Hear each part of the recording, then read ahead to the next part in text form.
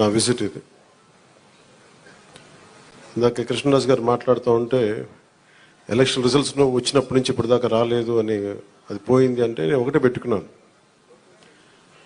ఎలక్షన్లు గెలిచిన తర్వాత నాకు లోపల నుంచి ఏముందంటే నాకు ఊరేగింపులు చేసుకోవడం నాకు ఇష్టం లేదు. నాకు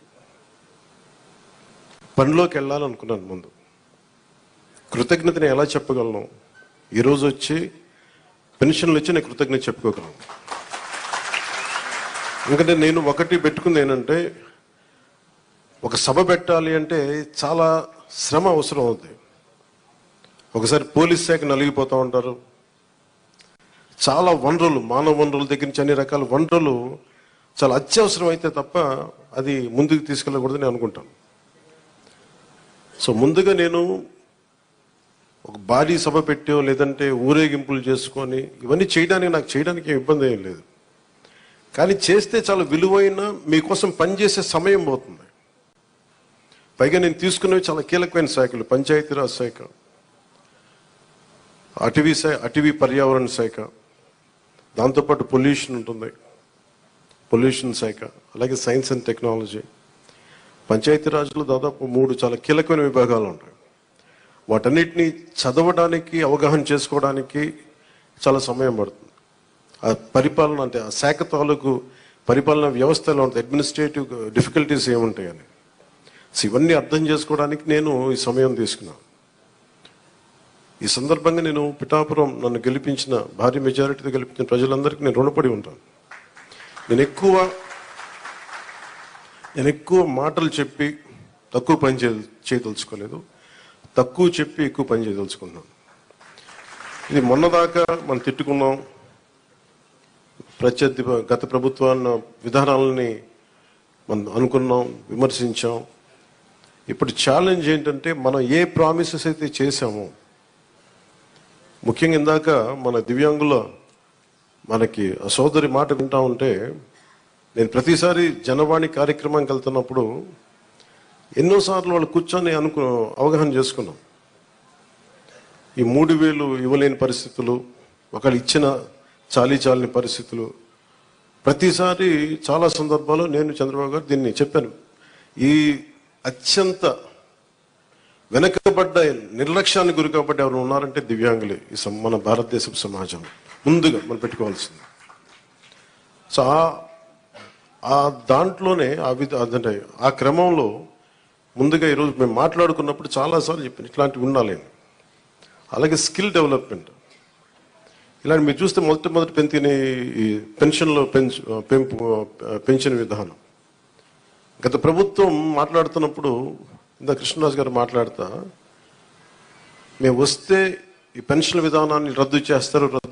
మేము దానికి కొన్ని ఇంతలు పెంచి ఇచ్చాం తప్ప తగ్గించలేదు. ఇది చాలా ఛాలెంజింగ్, అది కూడా చెప్తున్నాను మీకు.